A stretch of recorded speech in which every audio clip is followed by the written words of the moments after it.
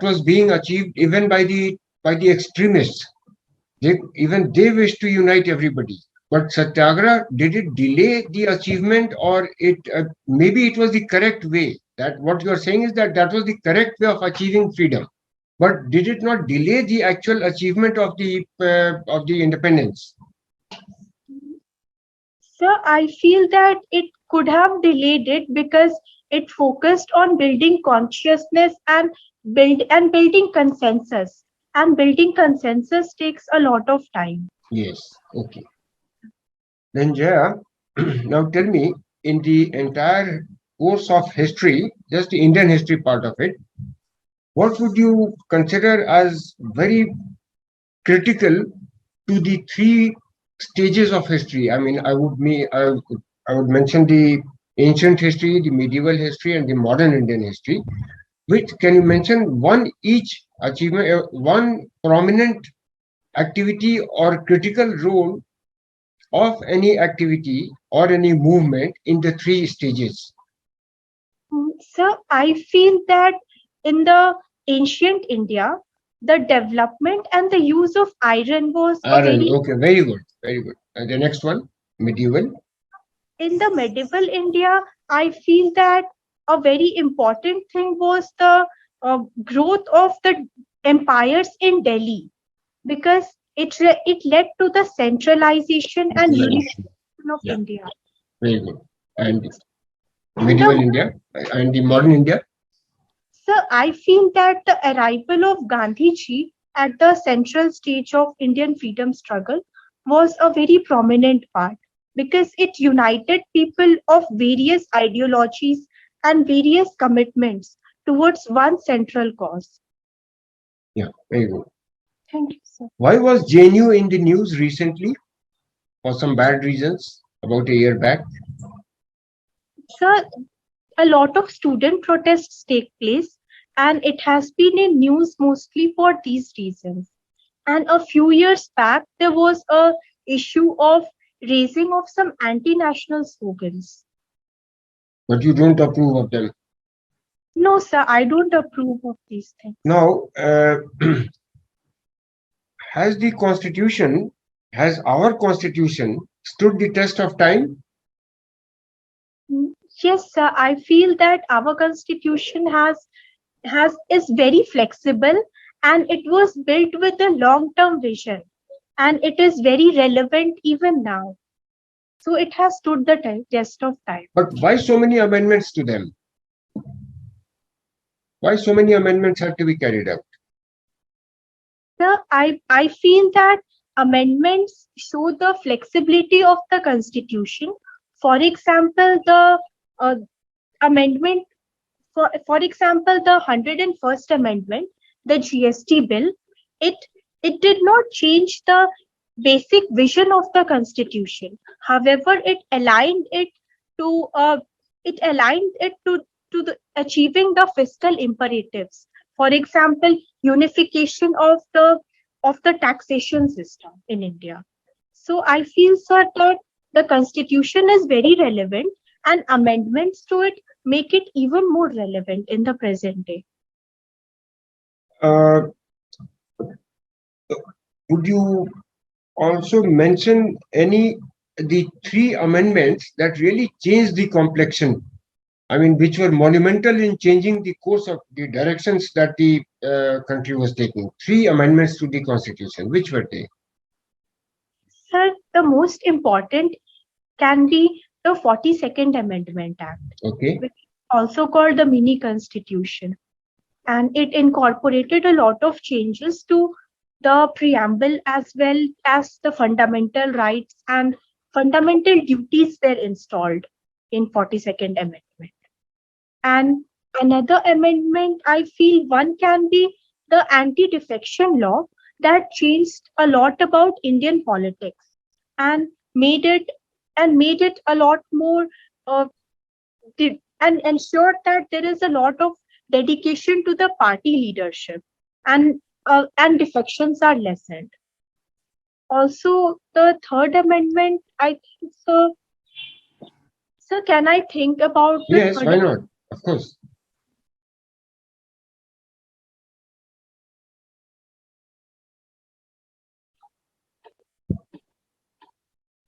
So,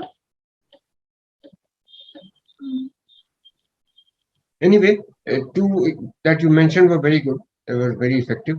Now, mention three recent judicial pronouncements that you consider to be very important pronouncements by the judiciary. the most important is Keswan and Bharti case, Yeah. and yes, it it is a very important pronouncement. And the second is, in my opinion, it is the Indra Sahni case that led to that led to a focus on affirmative action as the as a key path towards ending discrimination of the deprived sections in India. And the third amendment and the third judgment of judiciary, uh, in my opinion, sir, it can be,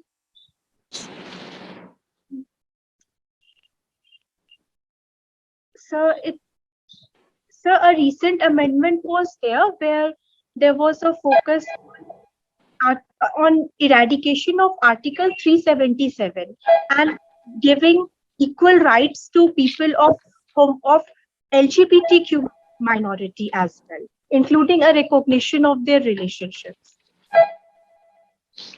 Now, tell me, the IT Act was amended. IT Act, I think Section 87 was amended. What was the purpose of the amendment to the Act? What did it seek to achieve? So, are you talking about the amendment that took place in 2005? No, recently for the OTT platforms, grievance redressal to the OTT platforms. Sorry, sir, I cannot recall Okay, it. okay, okay. We'll move on from there. But you took history in your BA and you changed over to Pol Science. Why didn't you continue with history? Sir, I really like history so much, But but you abandoned it midway. sir, I would not say that I abandoned it, but I went through a lot of YouTube videos during the course of my graduation, and I found that political science is so much multidimensional, and also it is very much linked to history. For example, we have political theory, we have comparative politics, where the governments and the politics of various regions are compared. Also, we have international relations. So Okay, I feel, let's talk about your political theory. Which theorist appeals to you the most? Which political theorist appeals to you the most? so I like Aristotle's theories the most because I feel that he is very much he is progressive. Also, he focuses on the societal realities and takes the middle path always. Can you read his philosophy into the Indian situation and find that it is very relevant?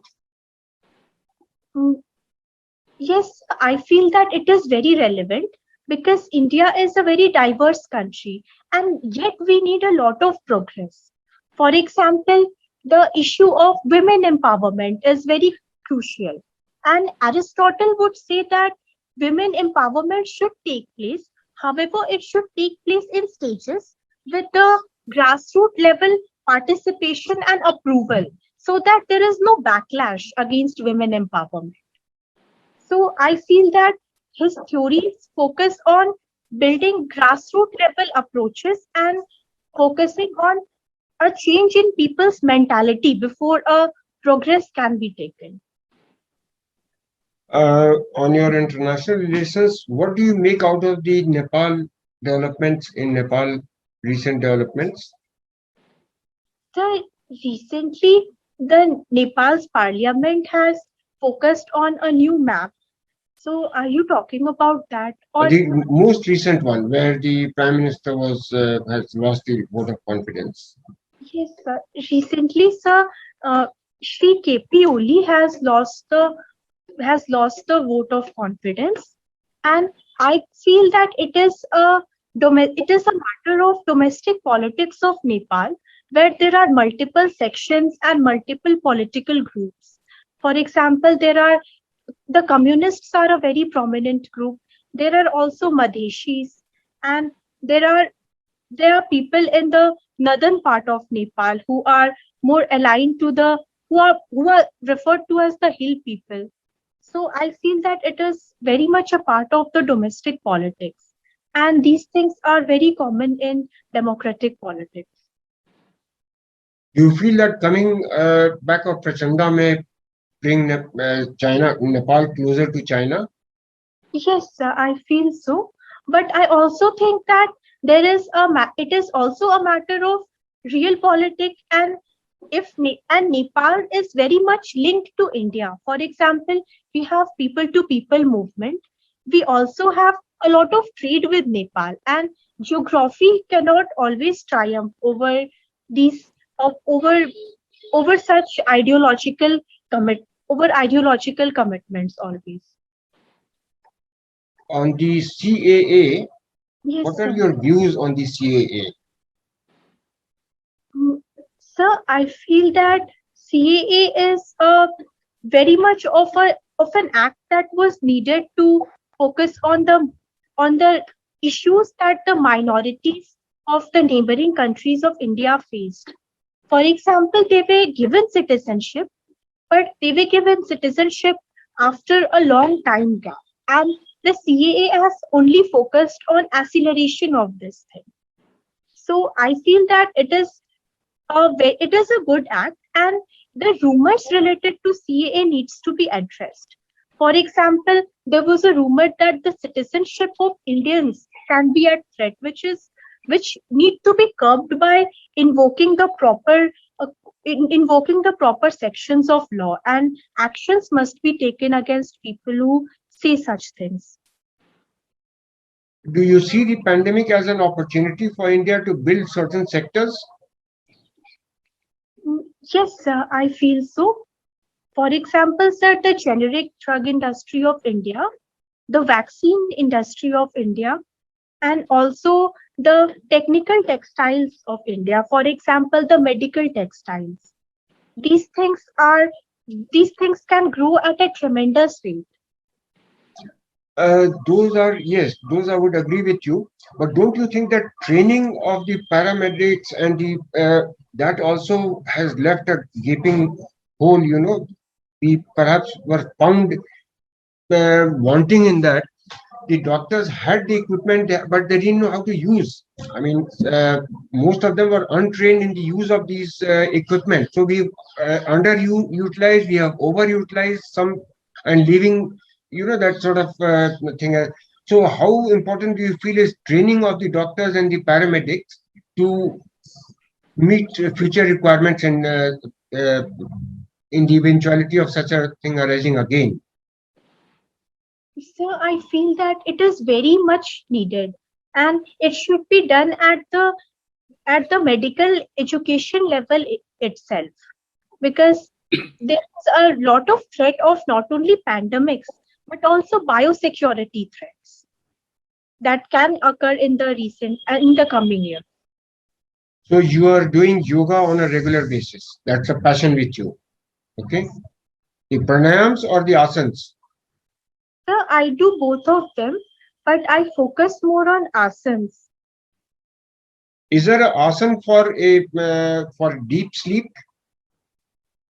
So I would say that Shavasana relaxes the entire body, and it can lead to a deep sleep. Also, I feel there is a pranayam that is called Anulom Vilom, which brings a lot of relaxation and calmness to the body. Okay. One last question on history. In the ancient Indian history, there was one era that was called the Golden Era, the Golden Age. Okay. Yes. Do you think if you compare that era to any other era in medieval or modern India, in terms of development of the cultural architecture, then it would fade into oblivion? So I feel that the Gupta age was very much prominent. For example, the works of Aryabhat and Charaks and all these Navratnas, and also, sir, the growth of architecture, etc. But also there are other areas in medieval and modern history also.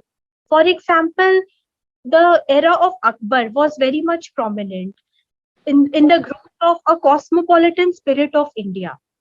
Also, sir, there was a lot of developments made in agriculture and in trade, etc., in both the medieval and modern era also. So I feel, sir, that the age of Akbar can also be called a golden age, but it depends a lot on our interpretations because history is very interpretative. Very interpretive.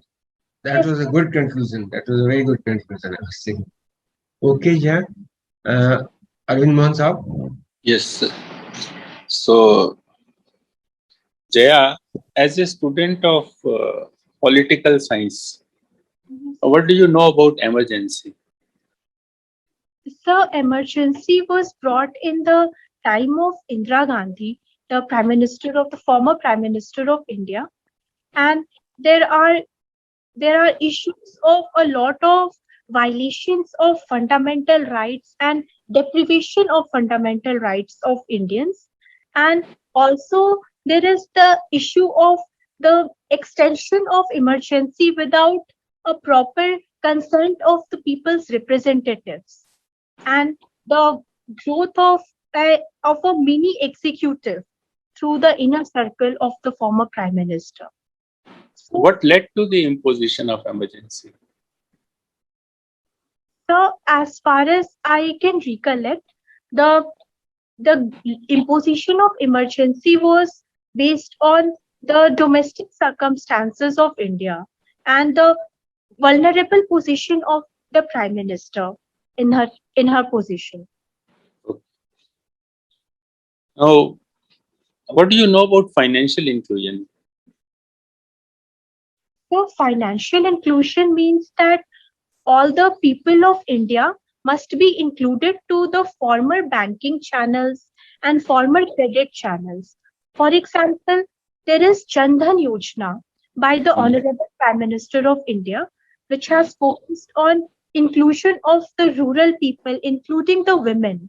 And also, the government is focused on self-help groups and microfinance institutions.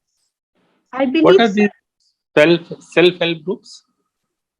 that self-help groups are collectives. They collectives of people. Mostly they are collectives of women and they give credit to the people of villages and they get some they get some profit on that. So the self-help groups also earn some money and the people can also focus on entrepreneurship and small loans for agriculture, for animal husbandry, etc. When do I say that a individual is fully financially included? What are the conditions? So, in my opinion, the most important condition is that the individual should be able to access the banking channel for credit and loans whenever needed, even if the individual is very vulnerable, like a small or marginal farmer. And they do not have to depend upon informal sector for their needs. So there is a definition for that. It was not your opinion actually, which was required. It says that we say full financial inclusion means access to banking system, availability of credit, and security by way of insurance. Okay. Okay. What do you know about this JAM Trinity?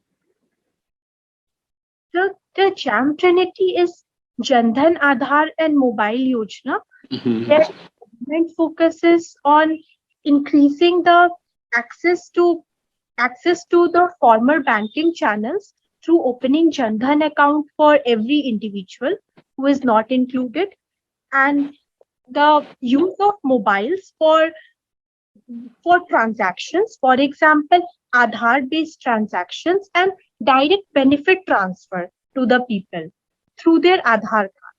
For example, giving Manrega salary directly to the people through the use of Aadhaar, where corruption is tackled. The most important thing is JAM Trinity is to eradicate the proliferation of middlemen and eradicate corruption. But included in this is Aadhaar. And there was a lot of criticism of Aadhaar on data privacy issues. Yes. What was that? Was it a valid criticism? Sir, there were some concerns regarding the collection of biometric and the collection of personal information. So I feel that some criticisms are very natural in any flourishing democracy. However, the criticisms leveled against Aadhaar did not look into the realities of India, where we need the direct benefit transfer to the people, and we need the financial empowerment of the rural citizens especially, and the vulnerable people. So I feel, sir, that the criticisms were not based on the realities that India faces right now. As a student of history, I would like to have your comments on the era of Sher Shah Suri. Sorry, sir, which era? Sher Shah Suri. Okay, He sir. ruled India for quite a long time. Yes. What was the contribution he made?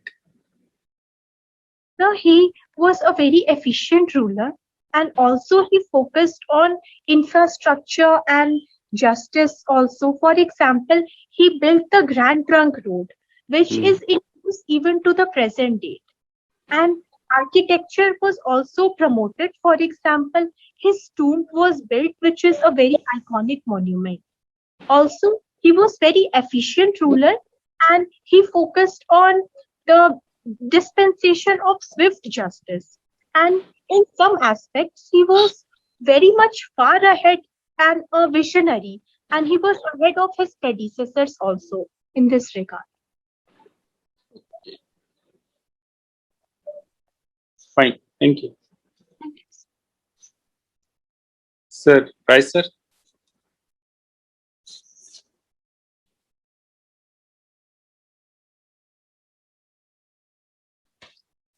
Unmute कर लीजिए.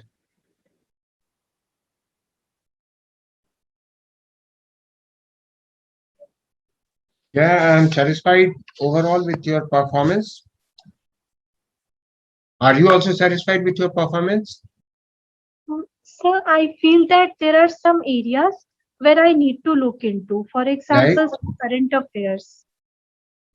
Okay. By and large, see, like the question on Satyagraha, it was actually meant to draw your response, to elicit your response, which you gave later. You first tried to defend. That is all right. The actual response to the question was meant to get your answer to the to say that Satyagraha was the proper, maybe a delayed response, but the proper way. That is what has been written about it. That the Satyagraha was the proper way of doing it, although a delayed way of doing it. So that is, but finally you gave that answer. Sometimes you reply to the questions haltingly. So ideally, you should just let the question sink in you, and then when you come out, it should be spontaneous instead of stopping and then again starting at this. So let the response be first articulated in your mind before you actually roll out before the board. Then I don't know, in this sort of interview, we really don't know, but you must keep all the board members engaged. So you keep looking at all of them. Your head should swing a bit, not really glaring at us, but at least, I mean, engaging all of us. Okay. Your dress code for the day would be what? A sari or a suit? Hey, I will be wearing a sari. I hope a light colored one. No? Yes. With a very soft borders. Okay. Yes. Yeah. That's it. Mohan Saab? Mohan Saab. Jaya, your responses are quite good. Only thing is that you have to reply a bit more confidently. Okay. You were replying very haltingly. I think, as Rai sir has said, that it has to be more fluent and confident. That will add the, I would say, the extra thing which is required. Okay, sir. Otherwise, your answers are correct. Okay. So just take a pause of 3-4 seconds before you start answering. Structure your answer and then answer. Okay, sir. That will help you. Okay. Sir. Jaya, I must say, I am very impressed with you and with your replies. You have done extremely well, and you come out as a very well-informed person who has a wide sweep of knowledge, and you have your own views over certain things, which is very good. Thank you, One sir. or two places you went a little wrong. For instance, when you referred to Mrs. Indira Gandhi, you just said Indira Gandhi. You did not say Srimati Indira Gandhi. You did not say Mrs. Indira Gandhi. You just said it happened during Indira Gandhi's time. Indira Gandhi. That is not the right way of doing it. And when you are referring to the present Prime Minister, you called him Honorable Prime Minister, which shows that you are very respectful to the person who is in authority now, but you are not so respectful to somebody who is now a part of history. So there you may like to correct, and you may like to read a little more on emergency. A few subjects which I'm sure you have been told to prepare very thoroughly on is, of course, Mahatma Gandhi. You should be very clued up on. You should be very clued up about the Indian Constitution, fairly clued up about the history of India, and particularly the Indian freedom movement and the post 1947 period, and how our democracy has evolved and where we are now. I also appreciated the fact that you did not take any extreme positions on any issue, which is a very good thing. You stuck to the middle path, and you were prepared to, give equal, shall we say, weightage to both the views. That is the correct way for a future civil servant to think, not to take extreme views, but to stick to the middle path, which will be in the interest of everybody. You should read up a little more on Buddhism, Jainism, and because your state is deeply steeped in religion, whether it is Hinduism, Jainism, or Buddhism, so you should be clued up on that. Otherwise, I think you have done extremely well, and we wish you all the best. We would have very much liked you to be dressed in the same clothes, the same kind of clothes that you are planning to wear during the interview, because then we would have told you that this is right or this is not right. But otherwise, on the whole, let me speak on behalf of the entire board that you have acquitted yourself exceedingly well. So we wish you all the best. Read up on these few things and continue, because you still have time. I don't think your interview date has been announced. No, sir. It has not been. Therefore, you have enough time to prepare on certain key areas, and whenever a topic which is connected with your area of interest, for instance, political science, you could have done far better. You could have, for the rational choice theory is a very common theory of political science, very much talked about. You should have known about it. So these are what are called low-hanging fruits, fruits which are connected with your studies and what you have specialized in. So political science, international relations, modern Indian history, Constitution, Mahatma Gandhi, These are some of the subjects which you should be very conversant.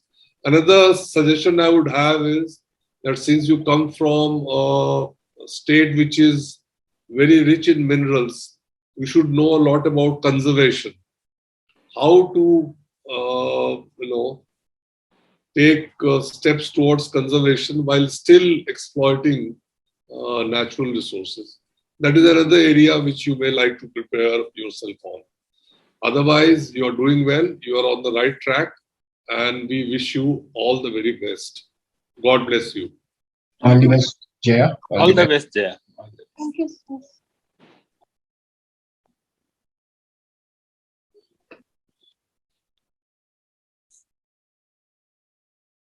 You may leave, Jaya, you may leave. Thank you, sir. All the best. God bless you. Thank you, sir.